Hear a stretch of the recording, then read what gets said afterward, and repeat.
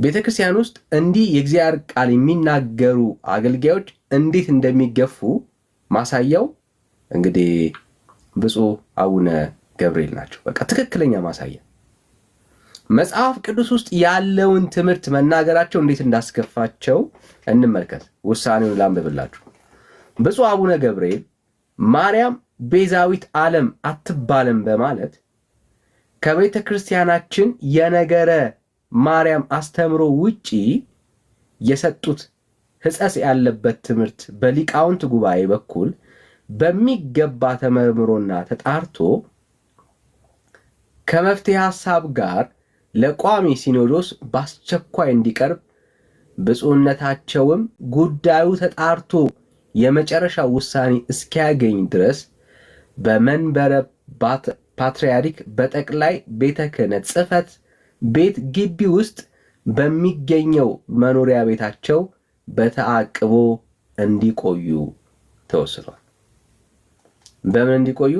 በተአቅቦ እንዲቆዩ ተወስኗል። በዚህ ጉባኤ የመጨረሻ ውሳኔ ሲወሰን እንግዲህ አስቡ ምን የሚል ማርያም ቤዛዊት ዓለም አትባልም የሚለው ትምህርት ሕጸጽ ያለበት ትምህርት ነው። አስባችሁታል? እና ቤተክርስቲያኒቷ ምን ያህል በክርስቶስ ኢየሱስ ወንጌል እንዳልተቃኘች ማሳያ። ወንድምነት ቪዲዮን አሰማን። ወንድምነት ቪዲዮን አሳየን። የእሳቸው አህጉረ ስብከት ያለ የቤተ ክህነቱ ከአምቦ ከተማ የተላለፈ ነው። ነገሩን እንዳያጦዙ ትፈራለሁ። ይሄ ነገር ወስደው ሌላ ቦታ ጋር እንዳያረጉት ማለት ነው። እዚህ እገዳ ሲያደርጉ እዛ ደግሞ ምን እንደሚሉ የ28 ወረዳዎች ሰሙ።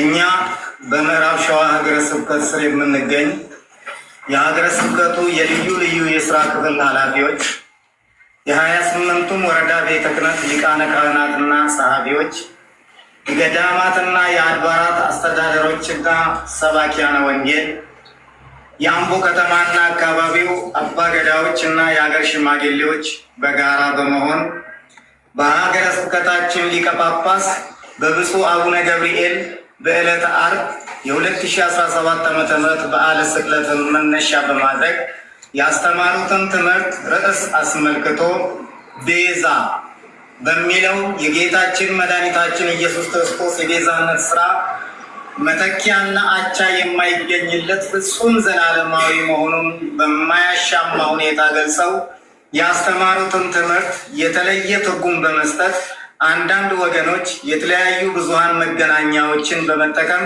ከአውዱ ውጭ የየራሳቸውን ትርጉም በመስጠት ለሃይማኖት የተቆረቆሩ አስመስለው ሲያራግቡ እንደነበር ይታወሳል። እንግዲህ በኦሮሞ ማህበረሰብ ባህል ውስጥ አባገዳ ምን ያህል ስፍራ እንዳለው ታውቃላችሁ። ካላወቃችሁም እወቁ።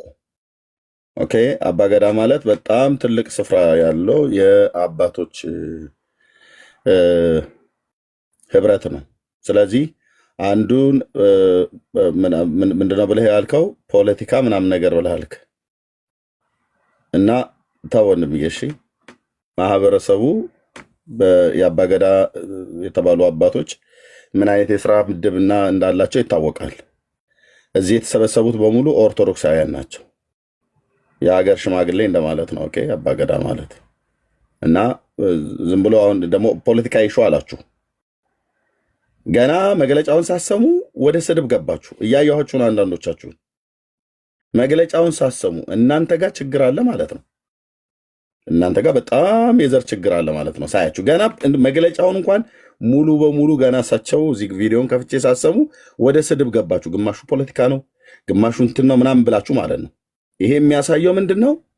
እናንተ ጋር የተበከለ የተበላሸ መረዳት አላችሁ ማለት ነው። እንዴ የሆነ ከአማራው ክልል የሆነ ነገር ሲወጣ ሐሳቡን ሰማ በመጀመሪያ አይ አማራ ስለሆነ ነው አማራ ስለሆነ ነው። ኖ አትቸኩል፣ ለፍርድ አትቸኩሩ። ዘር ስላለበት ነው፣ በዘር ጉዳይ ነው ወይ ደግሞ ትግራይ ወሰድ ዘር ነው።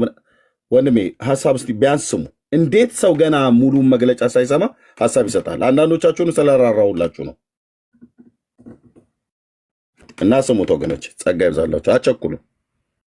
የብሔር ነቀፋ ቀደም ሲል የኦርቶዶክስ ሃይማኖት ለአንድ ብሔር ተወስኖ የተሰጠ በሚመስል እሳቤና የተሳሳተ አባባል ሲንጸባረቅ የቆየው ዛሬም በይፋ እየደገመ ስለሆነ እንዲቆምልን እየጠየቅን ይህ ሳይሆን ቢቀር መብታችንን ለማስከበር አስፈላጊ የሆነውን መስዋዕትነት በመክፈልም ቢሆን ወደ ኋላ የማንመለስ መሆኑን አበክረን እንገልጻለን።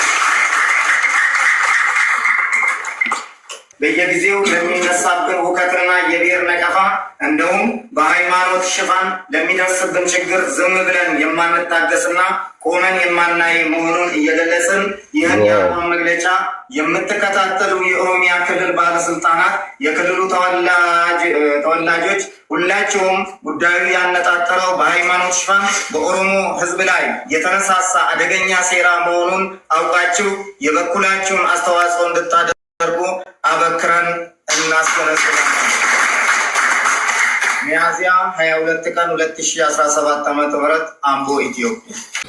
ኦኬ፣ ይህን መግለጫ እንግዲህ የምዕራብ ሸዋ ሀገረ ስብከት ሊቀ ጳጳስ በሆኑት በሳቸው ዞን በሳቸው ሀገረ ስብከት ውስጥ ያሉ የ28 ወረዳዎች አብያተ ክርስቲያናት የኢትዮጵያ ማለት ነው ኦርቶዶክስ 28 ወረዳዎች ውስጥ ያሉ የኦርቶዶክስ አገልጋዮች ናቸው ይህንን መግለጫ የሰጡት ማለት ነው። እዚህ አዲስ አበባ መግለጫ አስታወጣ እዛም መግለጫ ያወጣብሃል።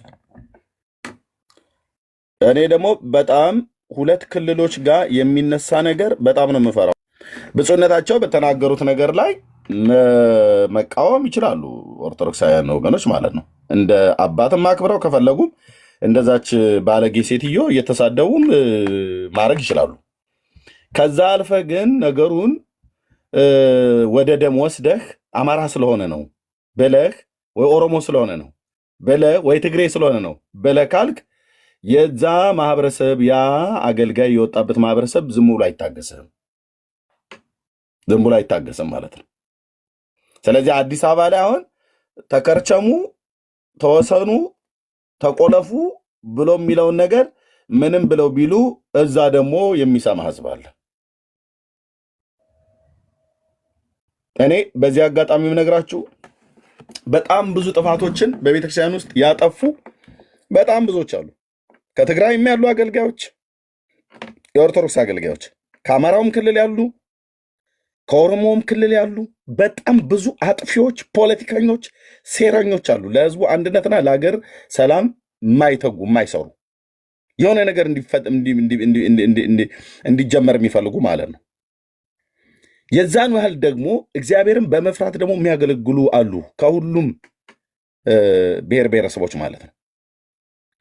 ግን አንድ ሰው የሆነ ነገር ሲናገር ወዲያውኑ ወደ ደም ወደ አጥንት ወርደው በአጥንቱ በደሙ የሚሳደቡ ሰዎች በጣም በጣም በጣም በጣም ቤተክርስቲያኒት ውስጥ ግን አሉ። እራሷ የቤተክርስቲያኒቱ አገልጋዮች ናቸው። ለማራከስ ብለው ነው ብፁዕ አቡነ ገብርኤልን የኮታ ጳጳስ ነው ብሎ ያሉት። ኮታ የሚባል አለ እንዴ በኢትዮጵያ ኦርቶዶክስ ቤተክርስቲያን ውስጥ? እኔ አላውቅም። ኮታ የሚባለውን በደርግ ዘመን የማውቀው ኮታ ይሄን ያህል ኮታ ተጣለብህ ምናምን ነገር ተብሎ ይባላል። ከአንድ ቦታ ላይ ለምሳሌ ከጎጃም ይሄን ያህል 10 ጳጳሳት፣ ከጎንደር 5፣ ከትግራይ 4 ወይ ደግሞ ከኦሮሚያ 20 ምናምን ነገር ተብሎ እንደዚህ ኮታ እንደሚጣል ይሄ ነው ኮታ የሚባለው ማለት ነው። 10 ኩንታል ያዋጣ ከዚህኛው ክልል ከዚህኛው ደግሞ ይሄንን ያህል ደግሞ ዳውን ላይ አምጣ እየተባለ እንደሚባል እኔ በዚህ ነው ኮታን የማውቀው። ጳጳስን ለመሾም እኔ ኮታ ምናምን ነገር አላውቅም። አይ ነው ባለፈው ላይ በነበረው ብጥብጣቸው ትክክል ህገ ወጡ ሲኖዶስ ብሎ ያሉት አለ። ግማሹን የምስማማበት ነው፣ ግማሹን የማልስማማበት ነው። ዝም ብዬ በርቀት ከማየው ማለት ነው እንደ አንድ ኢትዮጵያዊ እሱ ቤተክርስቲያኒቱ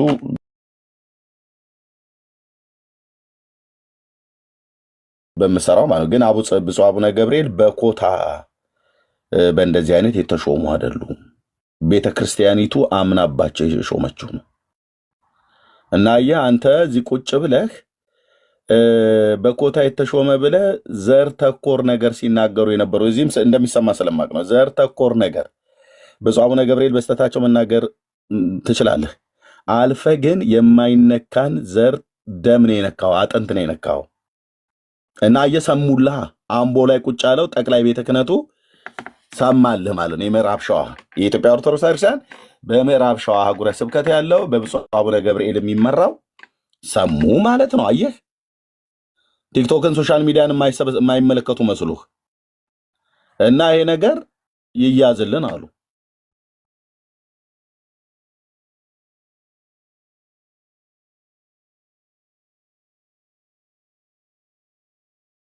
ሚኒስትሩ እንደምሰድበው የኦሮሚያ ፕሬዝዳንት ነበር ሲሳደቡ የነበሩት። አታገናኘው። ቀጥታ እሳቸውን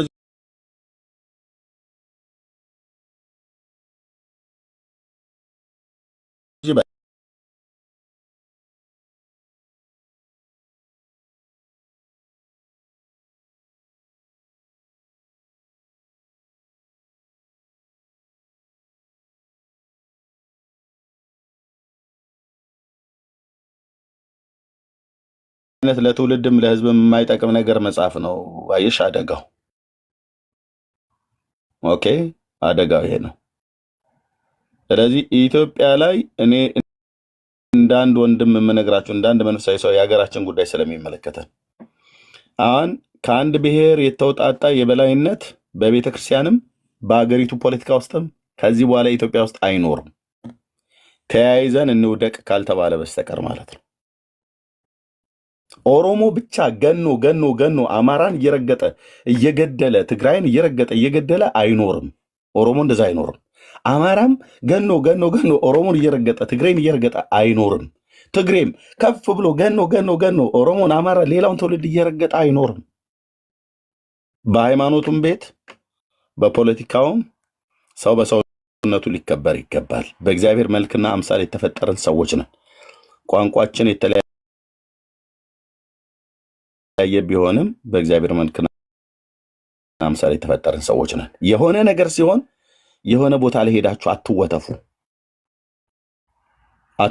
እሺ የሆነ ቦታ ላይ ሄዳችሁ ተወትፋችሁ የኛ እንደዚህ ስለሆነ ነው አትበሉ። ወንድሞች እና እህቶች፣ ይሄ በጣም ጤነኛ የሆነ መንፈስ አይደለም። አሁን በአዲስ አበባ የተሰጠው መግለጫ፣ በቅዱስ ሲኖዶስ የተሰጠው መግለጫና አምቦ ላይ የተሰጠው መግለጫ ሁለቱ የተለያየ ነው። ኦኬ፣ በዚህ ጉዳይ ምን ይሆናል? ፖለቲከኞችም ይገቡበታል። በዚህ ጉዳይ እልህ ይመጣል ማለት ነው። ከዛ አንድም አትንቀሳቀስም ይላል። ወደ ሸዋ ወደ ምዕራብ ሸዋ ሄደ እስኪ በግድ እንግዲህ እስቲ ስታረገን እናያለን ብሎ አምቦ ይነሳብሃል ማለት ነው።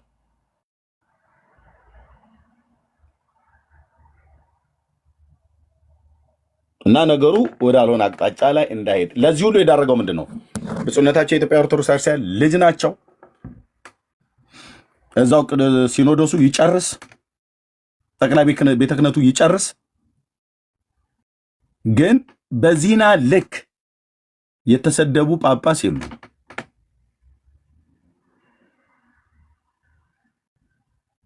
ኦኬ፣ መሰደባቸው እሳቸው ለተናገሩት የወንጌል እውነት ነው። ፖለቲካ አልተናገሩ፣ በዘር ጉዳይ አልተናገሩ። በቃ ኢየሱስ ክርስቶስ ቤዛ ተብሎ በተባለበት ማርያም አትባልም ነው ያሉት። ሌላም ቤዛ አናቅም፣ እሷም አትባልም ነው ያሉት። አለቅ መልእክታቸው የ50 ደቂቃ መልእክት ነው ምናምን ነገር የተላለፈው።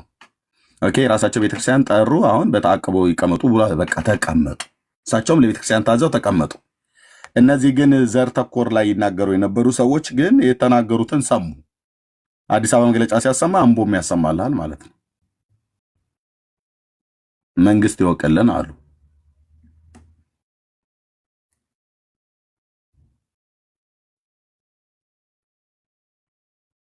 አንዳንድ ሰዎች ከግለሰቦች ጋር ስትነጋገሩ ስትጣሉ ዘርጋ ትውልድ ጋር እንደዛ አትሄድ እለፍ፣ እዛ አልፋ አትሄድ። ሚስቱን ልጆቹን እንደዚህ እናት አባቱን የወጣበትን አካባቢ እንደዛ አታድርጉ። ወንድሞቼ ናቶች በእውነት አታድርጉ። በጣም ጸያፍ ነው። በጣም ሰይጣናዊነት ነው። አታድርጉ። ቴዲ ካጠፋ ከቴዲ ጋር ብቻ ነው የምንጨፋጨፈው።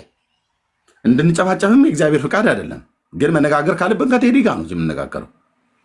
ቴዲ ሚስቱ እኮ ማለት ልጆቹ እኮ ነው ያውቃለሁ ምናምን ነገር ዘሩን ምናምን ነገር ኖ አፈን ያዝ።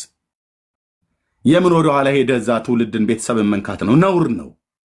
ሚስቱ አርፋ ትቀመጥበት ነውር ነው። ልጆቹ አርፎ ይቀመጡበት ነውር ነው። በወጣበት ማህበረሰብ በቋንቋና በብሔሩ ሊመታ ሊሸማቀቅ አይችልም፣ አይገባም። ማንንም ነውር ነው። ጌታም አይወደውም። የእውነቴን ብዬ የምላችሁ ጌታም አይወደውም። እንደዚህ አይነት ልብ ያላችሁ ሰዎች ካላችሁ ለማገልገል የወጣችሁ እግዚአብሔር በምትሰሙት ሰዎች ፊት ነው ሞገስ የሚያሳጣችሁ። ያለ አድሎ በጽድቅ ፍረድ። ሰውነታችን ቢቆረጥ አንድ አይነት ደም ነው የምናፈሰው። የደሙ አይነት ኦ እና ምናምን ነገር ኤችኦ እና ምናምን ብላችሁ ብለድ አይነቱ አለ አይደል? እሱ ካልተለያየ በስተቀር አንድ አይነት ደም ነው። አንድ አይነት ደም ነው። ከአማራው ሲቆረጥ ነጭ ደም አይወጣም። ከትግሬው ሲቆረጥ አረንጓዴ አይወጣም። ከኦሮሞ ሲቆረጥ ቀይ ማነው ጥቁር አይፈስም። አንድ አይነት ደም ነው። ብራዘር ታው ኢየሱስ አይወድም። እዛ ፖለቲከኞች ሆነው እርስ በርስ የሚፋጁ ወደኛ ሊያቀባብሉ ይገባል። እኛ በምንም አይነት መልኩ እኛ የወንጌል አማኞች ስለሆነ እኛ ጋር በምንም አይነት መልኩ ሰውን በኦሮሞነት፣ ሰውን በትግሬነት፣ ሰውን በአማራነት፣ ሰውን በወላይታ በጉራጌነት አላየውም። ሰውን የማየው በክርስቶስ ነው። መታየት ያለበት በዚህ ነው። አይ የኔ ብሔር ደግሞ ከኔ ብሔር ይበልጣል ብለህ ካልክ ጥሩ መድኃኒት አለኝ አልኩ። በከብት መርፌ የምሰጥህ የጽድቅ ቃል አንተን ማን እንድትበልጥ አድርጎሃል? ያኛውንስ ማን እንዲያንስ አድርጎታል? እና ለይህን አይነት መግለጫ ሲሰጡ አየህ፣ ሰሞኑ ሲሳደቡ ነበሩ በብሔር ተኮር ላይ ማለት ነው። ብሔር ተኮር ላይ እንደዛ መሳደብ የለብም። የሆነ ነገር ሲፈጠር አይደለም ሄዶ ወደኋላ ሄዶ ኖ ህዝብ አለ፣ ትውልድ አለ፣ ታስቀይማለህ።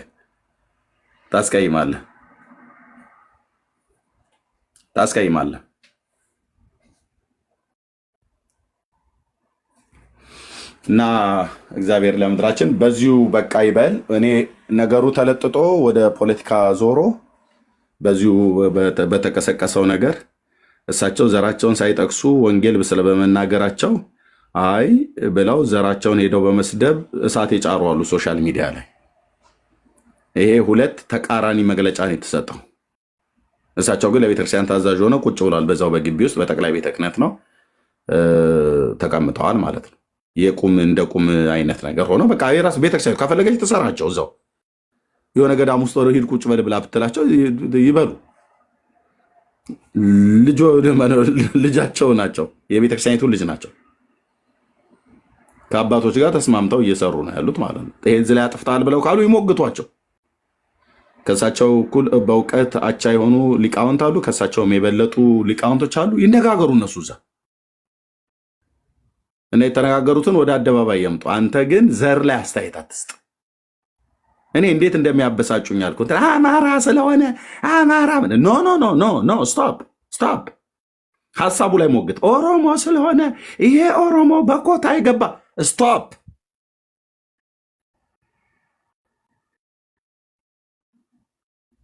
አፋችሁን ያዙ ወንድሞች ናቶች። ቅድም አሁን ገና መግለጫ እየተሰጠታች ኮሜንት ጽፉ ነበር። በኮታ የገባ ነው ኦሮሞ ስለሆነ ነው። እና ታዲያ ኦሮሞ የሆነው እንደነ ሰው አይደለም እንዴ? ምንድን ያልሽው? ቅድም የጻፋችሁ እህቶች እያየኋችሁ ነበር። በጣም የምትንቀዠቀዡ። ቀትር እባብ ይባላል በእኛ ሀገር ብዙ ጊዜ እናገረዋለሁ እረኝነት ቦታ ላይ። ከቀትር እባብ ተጠበቁ ይባላል። ቀትር ማለት ይሄ እኩለ ቀን ላይ የዋሬ ሰዓት እንለዋለን በኦሮምኛ ቋንቋ ዋሬ ሰዓት ይባላል። እኩለ ቀን ላይ ከብቶች ውሃ በምናጠጣበት እና የቀትር እባብ ይወጣል ይባላል። እኔ እንግዲህ የአማራ ህዝብና የኦሮሞ ህዝብ ባለበት ማህበረሰብ ውስጥ ነው ያደግኩት። የሁለቱም ማህበረሰብ ማለት ነው። ዘሬን ግን አልነግርህም፣ ብሔሬን ግን አልነግርህም። ፈንዳ ከፈለክ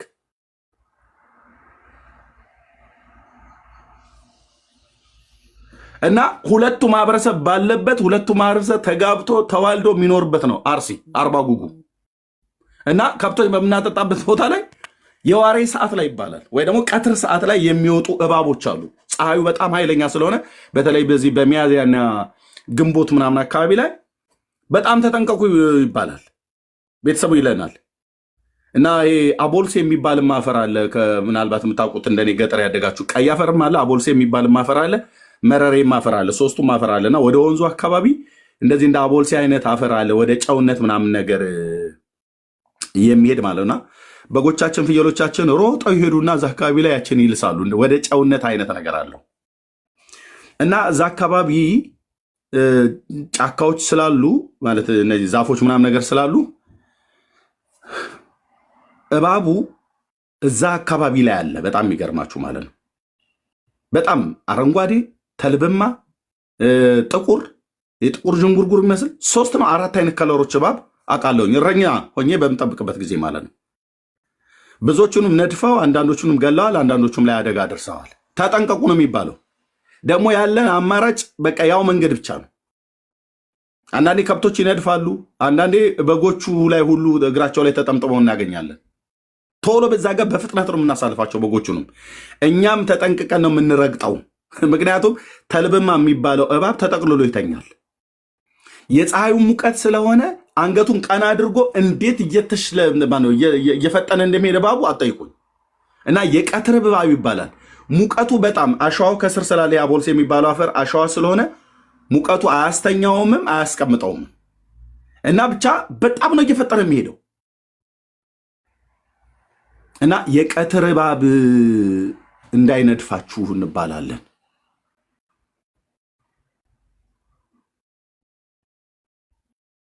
የቀትር እባብ እንዳይነድፋችሁ። በጣም የሚንቀዠቀዥ ነው። ልክ እንደሱ የምትንቀዠቀዡ ሰዎች አላችሁ። መግለጫውን ገና አሰምቼ ሳልጨርስ ከታች በኮሜንት ጽፎ የነበረው አንዳንድ እህቶች ሁሉ አይቻችኋለሁ። ፖለቲካ ውስጥ የኦሮሞ ሲሆን ብቻ ነው እንደ ፖለቲካ ብለሽ ምትይው እህትዬ?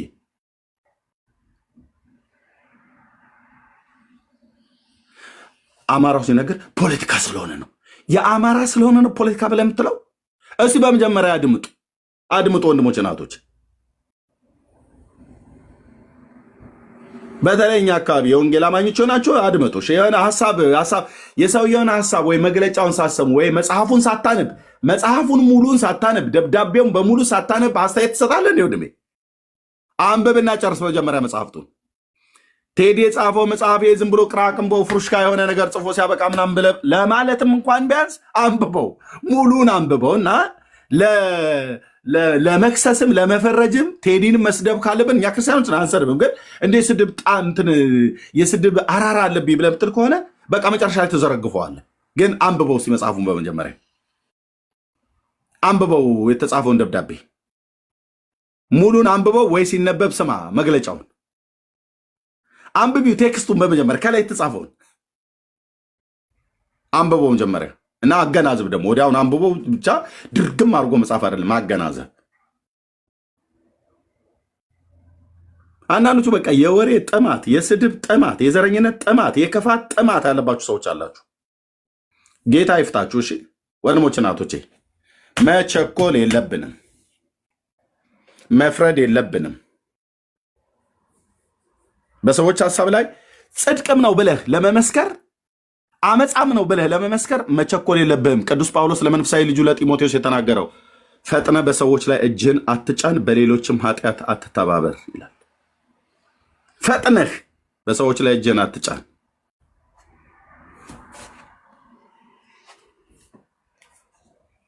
ገና አንድ ሰው ተነስቶ ዳጊ ብሎ ቢልም አውቀዋለሁ እኮ በለህ ኦኬ፣ ታውቀዋለህ፣ ግን እኮ ምን እንዳልኩ አልሰማም። ሀሳቡን ሳሰማው አውቀዋለሁ፣ እሱ ከእሱ እኮ ምን መልካም ነገር ይገኛል አይባልም። እንደ ክርስቲያን አይባልም። የሆነው ጊዜ ላይ ቢያጠፋ ሁሉ ነገሩ ከሱ መልካም ነገር አይገኝም ብሎ ዋልታ ረገጥ የሆነ አይነት ጥላቻ ተገቢ አይደለም ለማለት ነው። በጣም ይቅርታ። ወደ ሀሳባችን እንመለስ። 2 እና 3 ሰዎች ስጽፉ አየኋችሁ። ደግሞ ያው መማቃችሁ ናችሁ። ቅድም ገና መግለጫ እየሰጡ እያሉ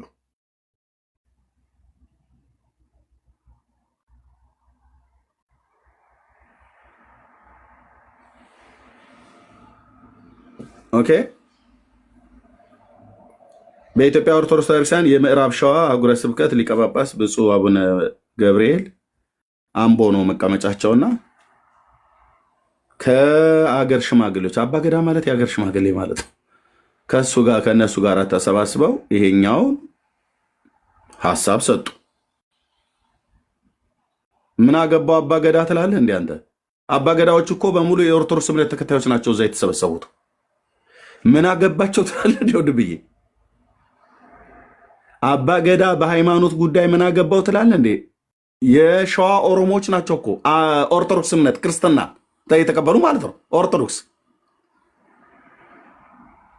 እግዚኦ፣ እንዲሁ እኔ ከምን አይነት ቤተሰብ ውስጥ እንደተወለዳችሁ አላውቅም። አንዳንዶቻችሁ አባገዳ ተብሎ ሲባል አንተ ሙስሊም መስሎ ሆኖ አይደል?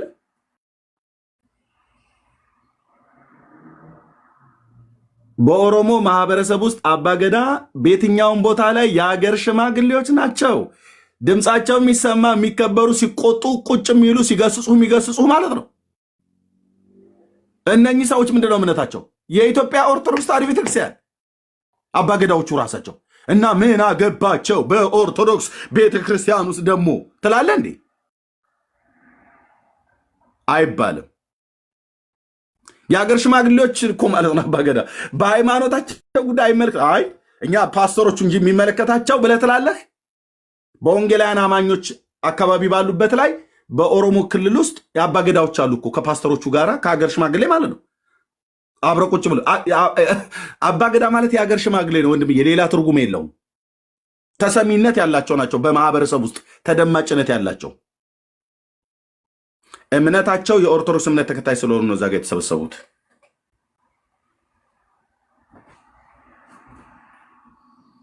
እና ተው ወንድሞች እናቶች፣ እሺ ተው።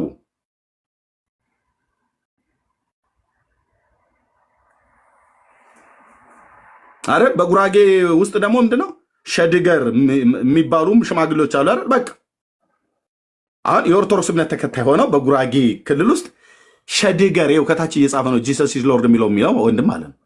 እነሱ ኦርቶዶክስ እምነት ተከታይ ሆነው ግን በአገር ሽማግሌነት ሸድገር የሚባሉት አብረው ከካህናቱ ጋር ተሰብስበው አያውሩ።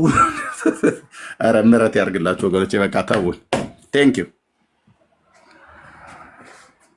ዩ ተባረኩ፣ ጸጋ ይብዛላችሁ።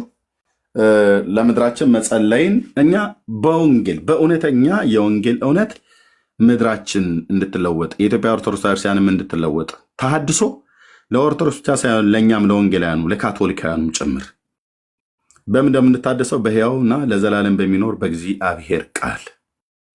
ሰው ተሐድሶ ያስፈልገዋል። ህንፃ ተሐድሶ እንደሚያስፈልገው፣ ቤት ተሐድሶ እንደሚያስፈልገው፣ ቅጥር ተሐድሶ እንደሚያስፈልገውና ቅጥርህን አፍርሰህ እንደምትሰራ፣ አጥርህን ነቅለህ እንደምትሰራ፣ ቤትህ ሲዘም እንደምትጠግ ነው። ወደ ቀደመ ቁመናው ለመመለስ እንደምታደርገው አንተስ ተሐድሶ እኮ ማለት አዳምና ዘሩ ማለት ነው። በእግዚአብሔር መልክና አምሳል የተፈጠረ ተጣመን እንደ ግራር እንጨት ያደግን አዳምና ዘሩ ለእግዚአብሔር ሐሳብና ለእግዚአብሔር ፍቃድ እማንገዛ እማንታዘዝ በምኞትና በልዩ ልዩ ተድላ ከእግዚአብሔር ሐሳብ የራቀን በክርስትና ውስጥ ሆነን ጴንጤ ሆነን ካቶሊክ ሆነህ ኦርቶዶክስ ሆነህ ታደስ ይላል የሰራዊት ጌታ እግዚአብሔር እኔንም አንተንም። በምን? በቅዱስ ቃሉ በቅዱስ ቃሉ። ስለዚህ አጉልተን መናገር ያለብን ቅዱስ ቃሉ ነው። የጌታችን የመድኃኒታችን የኢየሱስ ክርስቶስ አምላክነትና አዳኝነቱ ከማንም ጋር የሚነጻጸር የሚተያይ ነገር አይደለም። ቤዛ ተብሎ እሱ በተባለበት ማርያም በፍጹም ቤዛ አትባልም። በቃ የብፁዕነታቸው መልእክት መጽሐፍ ቅዱሳዊ ነው። ከኦሮሞ ስለወጡ አይደለም የምንደግፋቸው፣ ከአማራ ስለወጡ አይደለም የምንኮን ነው፣ ከትግሬ ስለወጡ አይደለም እንትን የምንለው። እኔ ከሰውየው ከጳጳሱ ወይ ከፓስተሩ አፍ ምን ወጣ እንጂ ዘሩ የማን ብሔር ነው? ወደዛ አልኩህ። የማን ብሔር ነው? ከየትኛው ብሔር ነው የወጣው? ከየትም ይውጣ፣ ከአፉ ምንድን የወጣው ነው? የወጣው ጽድቅ ነው። ከመጽሐፍ ቅዱስ ጋር ይስማማል አይስማማም? ከተስማማ ገዘዋለሁ፣ ካልተስማማም እጥለዋለሁ። በተሰሎንቄ መልእክት መሰረት ሁሉን ነው ፈትሹ፣ መርምሩ፣ መልካሙን ያዙ ብሎናል። በቃ የወጣው ከአፉ የወጣው ምንድን ነው? አቤት እንዲህ ትውልድ ላይተባበር ይችላል፣ ሰማይ ግን ከአንተ ጋር ይቆማል። አሁን አያሳፍር ቦድ ዘሩ ምንድን ነው? ምንድን ነው ከኋላ? ምንድን ነው አጀንዳው ከኋላ ያለው ነው? ስለዚህ መታደስ ያስፈልገናል ወንድሞች እናቶች፣ ለሰው ዘር በሙሉ እኮ አልኩ፣ ለኦርቶዶክስ ብቻ አይደለም። እኛ ጴንጤዎችን መታደስ ባለብን ነገር ላይ መታደስ አለብን። እንደ ኢህአዴግ ፓርቲ ዝም ብሎ መታደስ ብቻ የሚለውን ቃል እየተጠቀምን በኋላ ታደሱ ተብሎ ሲባል ሌላ ነገር ውስጥ እንደተገባው ማለት ነው። ኢህአዴግ ትዝ ይላችኋል? ኢህአዴግ ማለት ወያኔ ብቻ አይደለም። ኢህአዴግ ማለት ብአዴንም አለበት፣ የአማራው ኦህዴድም አለበት፣ የኦሮሞ የደቡቡም አብረው ነበሩ፣ አብረው ሲያቦኩ ነበር፣ አብረው ሲበሉ ነበር፣ አብረው ሲጠጡ ነበር፣ አብረውን ሲያስሩ ነበር፣ አብረው ትውልድን ሲገሉ ነበር። እኔ በኢህአዴግነት ነው የማየው። ከዛ ውስጥ አንበሳውን ድርሻ ማን ይወስዳል? እነሱ ይነጋገሩ። ደግሞም ፍሬያቸውን ማሳውቋል። እና ምን አሉ ያኔ አዋሳ፣ አዲስ አበባ ዝግ ስብሰባ እያሉ 21 ቀን ምን አውርተው ሊወጡ ይሁን ብለን ስንጠብቅ ከዛ ምን አሉ? ገምተናል፣ ሸተናል፣ በስብሰናል፣ ጠንብተናል ሲሉ ቆይተው ታደሱ እንታደስ አሉ። እራሳቸው እንታደስ አሉ። አንተ ኢህአዴግ እንኳን እንታደስ ብሎ በእርግጥ ታድሶን አልተቀበሉትም። አለቁበት፣ ተላለቁበት። ምድሪቱን ትውልዳችንን ይዘውት በሉት እንጂ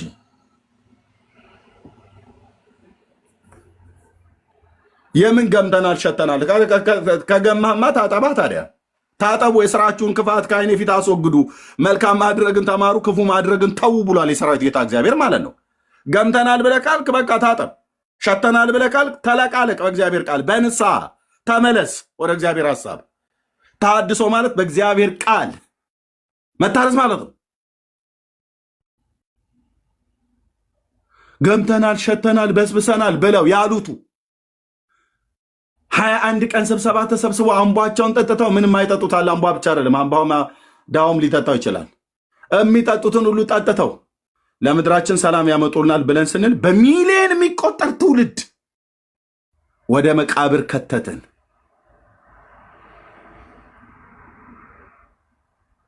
ኢትዮጵያ በሚሊዮን የሚቆጠር ትውልድ ኢትዮጵያ የምትባል አገር መጥፋት አለባት። ብትንትንህ መጥፋት አለብህ። የተሐድሶ መጨረሻ ይሆን አየህ። የጥጋበኞችና የትዕቢተኞች እቡያን ስብስብ የነበረ ማለት ነው። ምክር አይሰሙ፣ የህዝብ ምክር አይሰሙ፣ የእነሱ ስልጣን ብቻ እስከተከበረ ድረስ የሚያደርጉ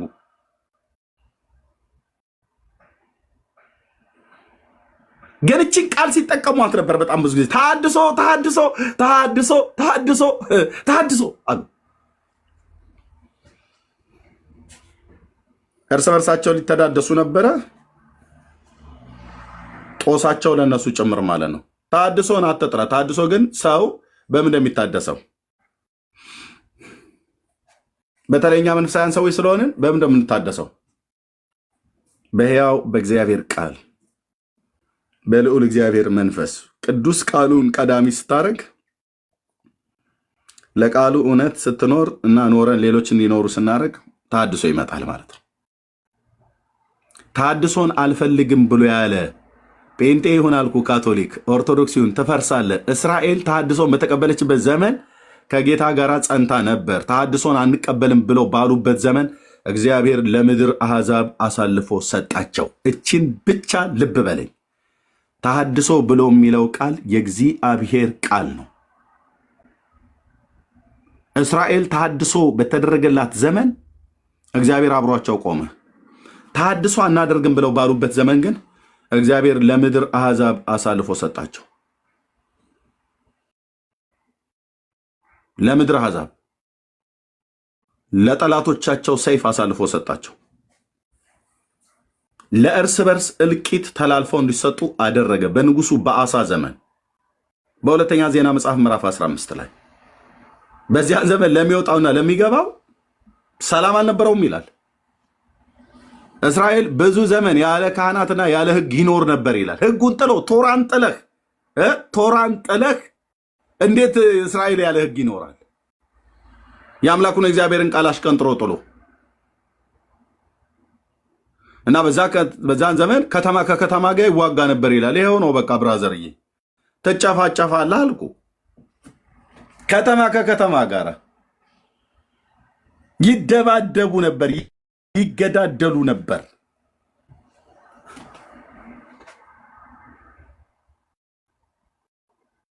እግዚአብሔር አምላካቸውን አልፈለጉም፣ ሕጉን ጣሉ። ስለዚህ ጥቂት ተሐድሶ የመጣው አሳ በነገሰበት ዘመን እሱ በነገሰበት ዘመን ስለነበረ በጉባኤው መካከል የኦዴድ ልጅ አዛሪያስ የሚባል በእሱ ሰው በኩል መልእክት መጣ። አሁንም በኢየሩሳሌምና በይሁዳ የምትኖሩ ስሙኝ ይላቸዋል የሰራዊት ጌታ እግዚአብሔር አላቸው እና የእግዚአብሔርን ቃል ሰሙ። በነቢዩ በኩል የመጣውን ማለት በትንቢት ነው፣ ነብይ እንኳን አይደለም። በትንቢት መልክ የመጣውን ሰሙ ከጉባኤው መካከል በተራራማው በኤፍሬም ሀገርና በብንያም ያለውን ነገር ሁሉ ጸያፍን ነገር ከምድሪቱ ላይ ያስወገዱ ይላል። ጸያፉን ነገር ጣዖትና የጣዖት አምልኮ የነበረውን ነገር በሙሉ እና ወደ እግዚአብሔርም በብርቱ ጮሁ፣ እግዚአብሔርም ሰላምን ሰጣቸው ይላል። ሰላም ከምድሪቱ ላይ የራቀው አምልኮተ እግዚአብሔር በምድሪቱ ላይ ሲበከል በየቤት ትንንሽ ጥጃዎችን አቁመህ በልብ ውስጥ ሙሉ ትንንሽ ጥጃዎችን አቁመህ መተህ ሃሌሉያ ብለህ ብትል አይሰራም። ታደስ በየቤትህ በየተራራ በየጓዳህ ምናልባትም እንደ ያዕቆብ ሚስት በየብብቷ በየብሽሽቱ ስር በየቀሚሷ ስር ሁሉ ያስቀመጠ ስንት አለ እኮ። እንደ እናታችን እንደ ራሄል ደብቆ ያስቀመጠ የእናቷን ጨሌ የቤት ውስጥ አስቀምጣ ሙሉ ወንጌል እኮ የምትመጣም አለች እኮ። አንዳንዶቹ ለምን አልጣልሹም ስላት የእናቴ የሚዬ ቅርስ ነው እንዳጥዩ ብላ አደራ ብላ አልቅሳን የሰጠችኝ። እህትዬ እየሰማሽ ነው? አውጥተሽ ጣይ።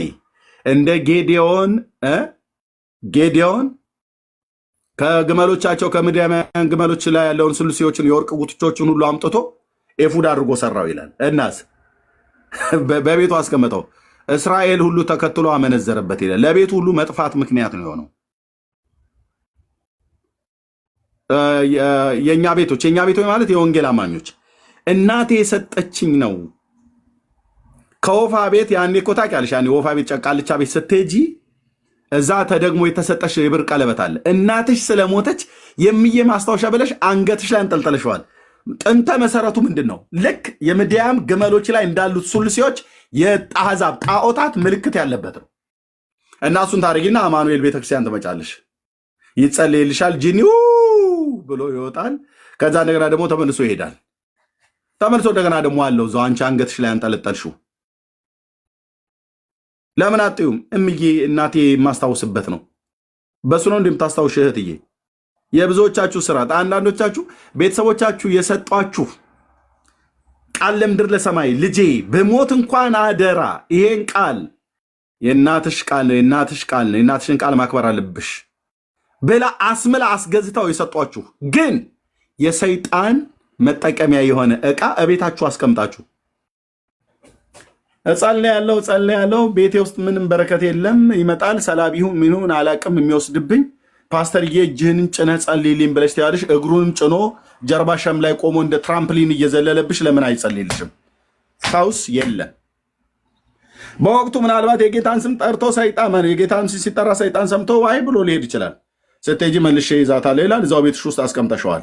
እናትኝም እናማ እህትዬ ስሚኝ፣ እናማ ወንድሜ ስማኝ። ያዕቆብም ወስዶ ይላል በዘፍጥረት መጽሐፍ ምዕራፍ 35 ላይ በሴኬም አድባር ዛፍ ስር በታች ቀበራቸው ይላል። ከሚስቶቹ ጆሮ ላይ ከቤተሰቡ ሁሉ ጆሮ ላይ ያለው ጉትቻዎቹ ላይ የተሰሩ በሜሶፖታሚያ ምድር ይኖሩ የነበሩ የነዚህ የባቢሎናውያን ጣዖታት ምስል ነበር የነበረው። አምጡልኛል ያዕቆብ፣ ሰብስቡልኝ። ወስዶ ከሴኬም አድባር ዛፍ በታች ቀበራቸው ይላል። በቃ መቀበር ያለበት ይሄ የአጋንንቱ ነው እንጂ ሰውን ቅበር አላልኩም እኔ። የአጋንንት የሆነ ቅርስ እቤት አታስቀምጥ። ተሐድሶ አየህ፣ ከዚህ ነው የሚጀምረው። አላችሁ እዚህ ውስጥ ሕያው አምላክ እግዚአብሔር ምስክሬ ነው። የወንጌል አማኞቹ ናችሁ። አባቴ አልቅሶ አደራሽ ልጄ በዚህ አስታውሽኝ ብሎ ሰጥቶኛል ብለሽ የሰጠሽ ዕቃ ግን ሰይጣናዊ አርማና ምልክት እንዳለው እያወቃችሁ ያልጣላችሁ ማለት ነው። የአባታችሁ ቃል ትዝ እያላችሁ በቃ እና እንደዛ ብለውሽ ሞቱ። አንቺ በዛ እስረኛ ነሽ። ጤንነትሽ አልተፈወሰም። ይጸለይልሻል፣ አትፈወሽ። ውሃ ቅዳ መልስ ማለት ነው። ልክ ሳኦል መንፈስ ቅዱስ ለዘላለም ስም ይባረክ። ሳኦል ጂኒ ያዘው ከእግዚአብሔር ጋር ሲጣላ ማለት ነው። ክፉ መንፈስ ከእግዚአብሔር ዘንድ ያሰቃየው ነበር ይላል። የሴሊ ዳዊት ሲጠራ በገናው መጥቶ ሲደረድረት ርኩስ መንፈስ ይሄዳል። ዳዊት ሲሄድ ግን ተመልሶ ይመጣል። ልክ እንደዚህ አይነት የሚያደርጋችሁ ማለት ነው። እነ ዳዊት ሲመጡ ሲጸልዩላችሁ፣ ፓስተሮቹ ወንጌላውያን እኛ ስንጸልይላችሁ ይሄዳል ክፉ መንፈስ ማለት ነው ብሎ የጌታን ስም ስለማይጠራ ማለት ስለሚጠላ ይወጣል። ዳዊት ከሄደ በኋላ ተመልሶ ደግሞ ሳኦልን ያሰቃየዋል። ሳኦል ደጋግሞ ጂኒ እንዳያሰቃየው ከፈለገ ከአሁንም ከእግዚአብሔር ጋር ተስማማ ብሎ እንዳለ መስማማት ነበረበት። ይህን ሰውዬ ታዲያ እንዴት ሰይጣን እንዴት አይገባበት? እየሄደ ጠንቋይ ቤት እዚህ ባለበገና ደርዳሪ ነብይ አምጡልኝ ይላል፣ እዚህ ደግሞ ጠንቋይ ጋር ሄድልሃል አላችሁ። ሕያው አምላክ እግዚአብሔር ምስክር ነው። እዚህ ውስጥ ዝም ብሎ በመደዴነት አያስወራኝም አላችሁ። አውጥተሽ ጣዩ እህቴ፣ አውጥተ ጣለው። አባቶቻችሁ ሞተዋል፣ እናትሽ ሞታለች። የሰጧችሁ ስጦታ አለ እቤታችሁ። በብር ቀለበት ላይ ተደገመ፣ በተለያየ ነገር ላይ ተደገመ። እሱን ሳጥ መተሽ ሃሌሉያ አትበይ።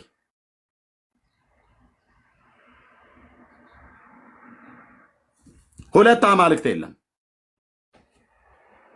የእናትሽ ቃል ነው መጽናት ያለበት ወይ የኢየሱስ ቃል ነው መጽናት ያለበት? ባንቺ ህይወት ውስጥ የእናትህ ቃል ነው የአባትህ ቃል ነው መጽናት ያለበት ወይስ የእግዚአብሔር ቃል ነው መጽናት ያለበት?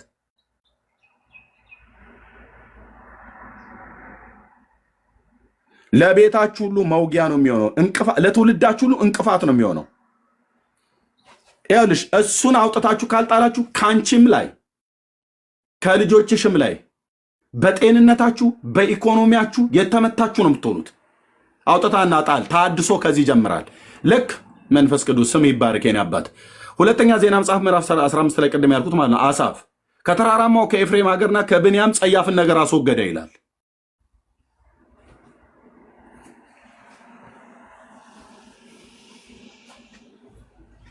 አውጥተጣል። ኤፉድን አውጥተጣል። ተራፊምን አውጥተጣል።